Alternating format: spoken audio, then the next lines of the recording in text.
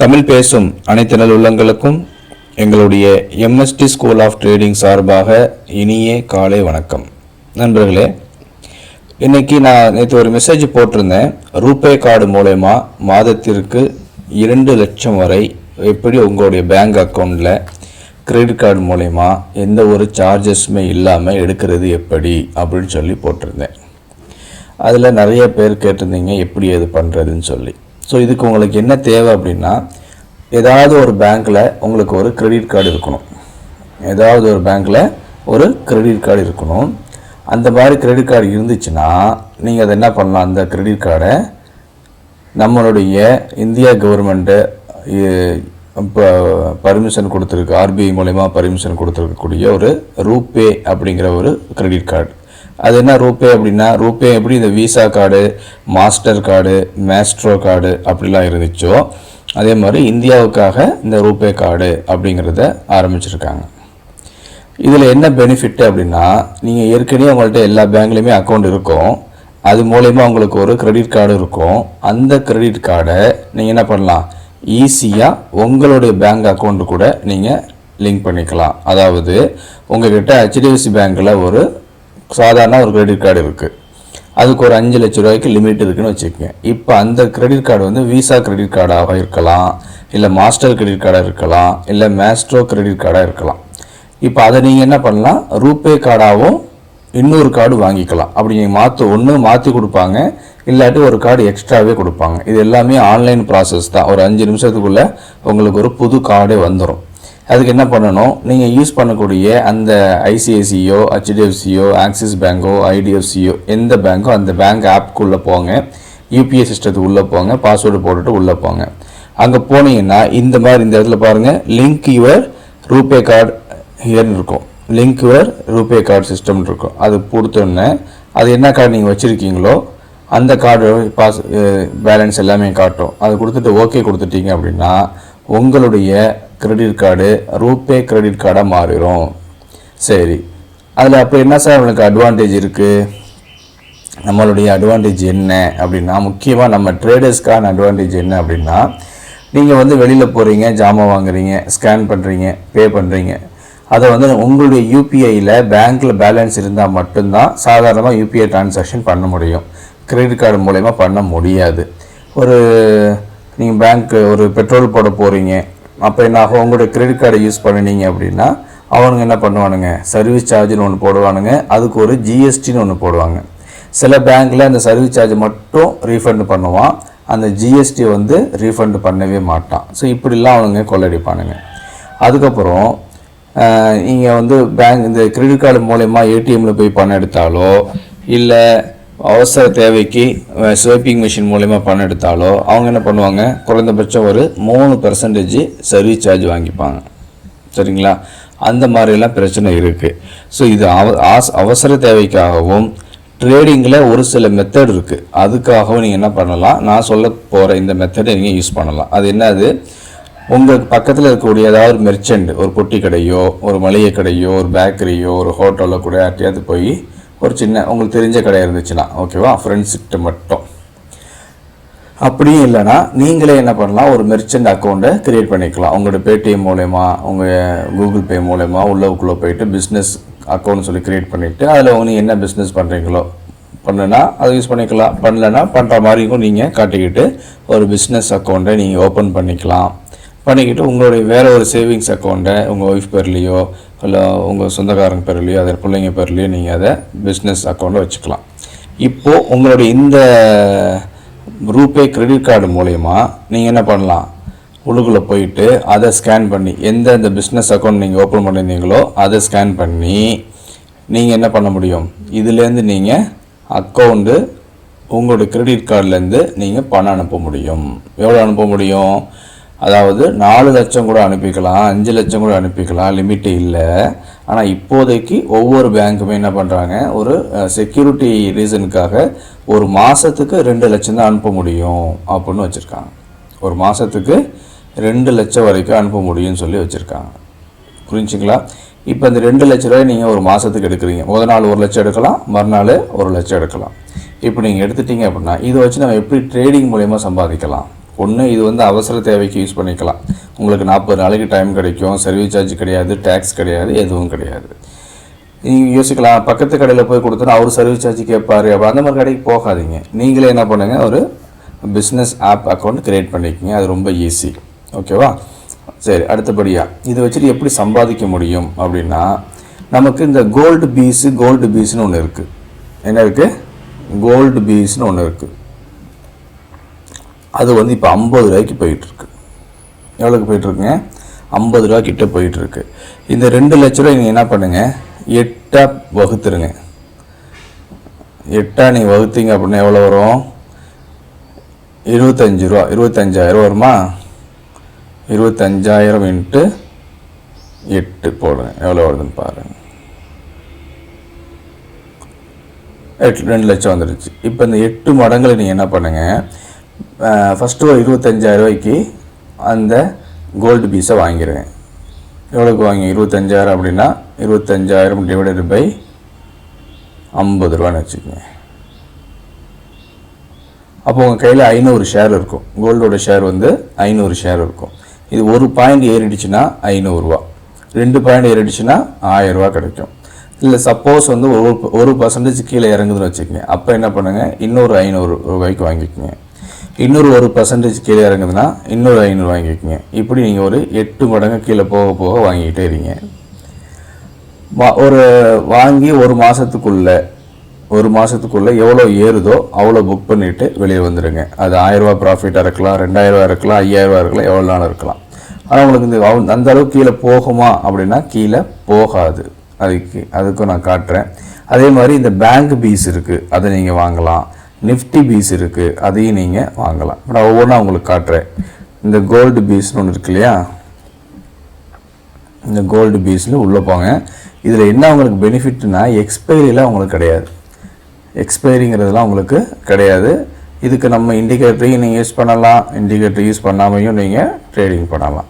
நம்ம indicator use பண்ணுறதுனால என்ன பெனிஃபிட் அப்படிங்கிறத உங்களுக்கு சொல்லித்தரேன். பாருங்கள், நீங்கள் இங்கெல்லாம் பை எடுத்ததிங்கன்னா உங்களுக்கு 51 ரூபா 42 காசில் கிடச்சிருக்கும். இதுக்கிட்ட நீங்கள் போனீங்கன்னா ஒரு 10-15 பைசா தான் ஏறி இருக்குது. ஓகேவா? இங்கேருந்து மார்க்கெட் நல்லா இங்கே கீழே வந்திருக்கு. இதுவே நீங்கள் கோல்டோட சார்ட் எடுத்து பாருங்கள். கோல்டோட சார்ட் எடுத்து பார்த்தா அதில் எவ்வளோ பாயிண்ட்ஸ் கீழே போயிருக்குன்னு நீங்கள் பாருங்கள். கோல்டு எம்சிஎக்ஸ், சரி, எந்த ஒரு கோல்டு அது இருக்கார், கோல்டு எம்சிஎக்ஸ். இதில் பாருங்கள் எவ்வளோ டவுன் ஆகிருக்கு பாருங்கள், தெரியுதா? எவ்வளோ பாயிண்ட்ஸ் வந்து கோல்டில் வந்து டவுன் ஆகிருக்குன்னு சொல்லி பாருங்கள். இங்கே ஆரம்பித்தது நேராக கீழே ஓடியாந்துருக்கு. ஓகேவா? இங்கே நமக்கு பை ஆக்டிவேட் ஆகிருக்கு, தெரியுதா? இங்கே பை ஆக்டிவேட் ஆச்சு, இங்கே டார்கெட் கொடுத்துருச்சு, திருப்பி தான் நமக்கு கீழே வந்திருக்கு. இங்கேயும் நமக்கு செகண்ட் செல்லில் டார்கெட் கொடுத்துருக்கோம். இப்போ இவ்வளோ பாயிண்ட்ஸ் நமக்கு டவுன் ஆகிருக்கு. கிட்டத்தட்ட 60,700லேருந்து 60,100 600 பாயிண்ட் கிட்ட இறங்கியிருக்கு. ஆனால் நமக்கு எவ்வளோ பாயிண்ட் இறங்கியிருக்கு பாருங்கள், சும்மா 10 பைசா 15 பைசா தான் இறங்கியிருக்கு. அப்போ இதில் பெரிய ரிஸ்க் ஒன்றும் கிடையாது, பெரிய லாஸ் ஒன்றும் கிடையாது. சரியா?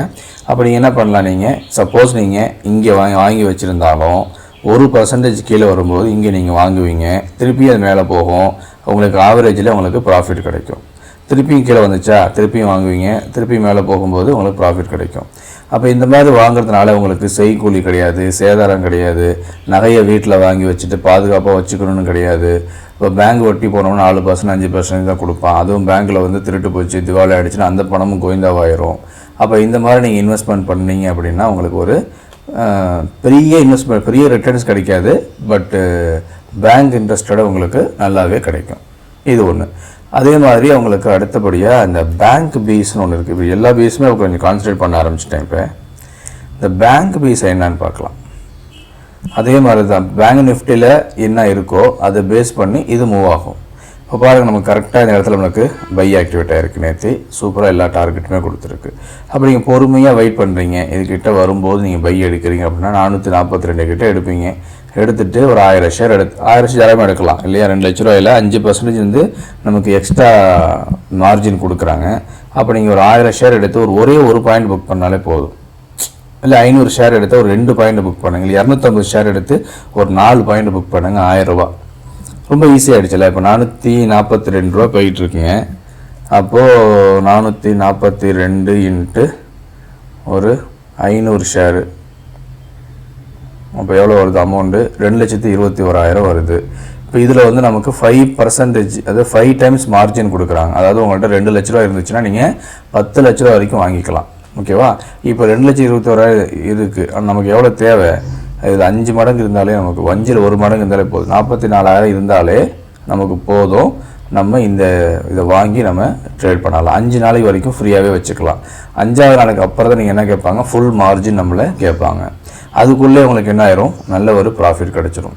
இப்போ இதெல்லாம் நீங்கள் பார்த்தீங்கன்னா நீங்கள் டே டைம் ஃப்ரேம் வச்சு பாருங்கள். இதோட ஒரு நாளோட மூவ்மெண்ட்டு மட்டும் என்னென்னு பாருங்கள். ஒரு நாளோட மூவ்மெண்ட் என்னென்னு பாருங்கள். இப்போ பிக்கு கேண்டில் பார்த்தோம்னா இதுதான் பிக்கு கேண்டில்.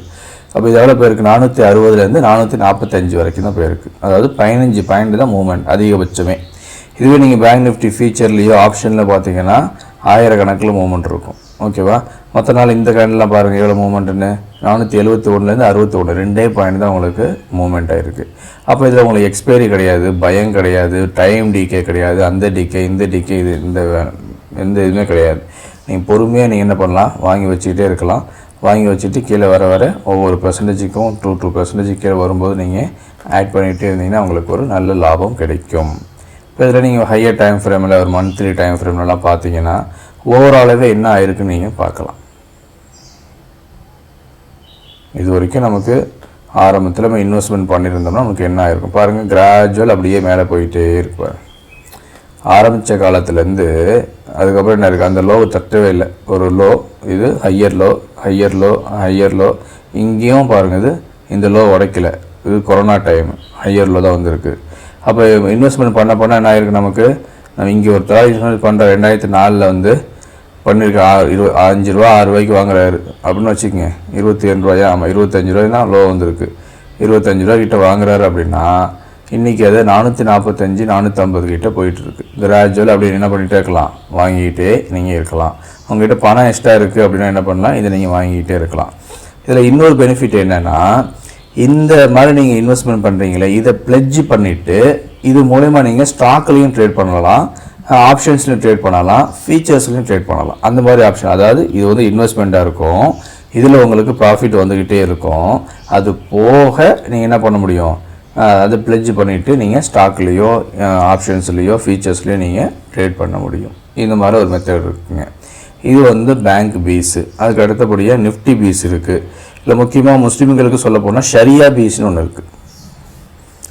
இதையும் பாருங்கள், நிஃப்டி இங்கே ஆரம்பித்தது நல்லா தான் மேலே போய்கிட்டே இருக்கு பாருங்கள்.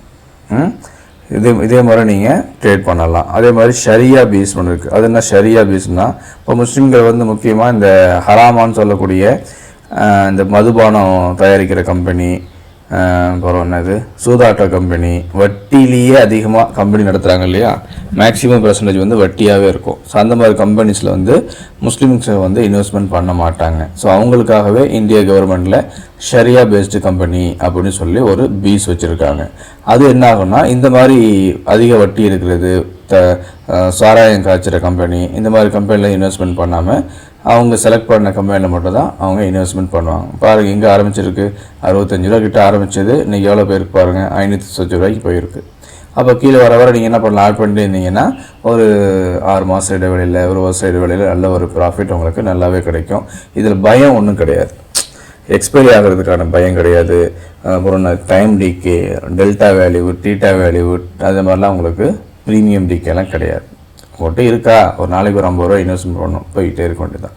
ஸோ குறைந்தபட்சம் இன்வெஸ்ட்மெண்ட் இருக்கிறவங்க கோல்டு பீஸ்லேயும் சில்வர் பீஸ்லேயும் பண்ணுங்கள்.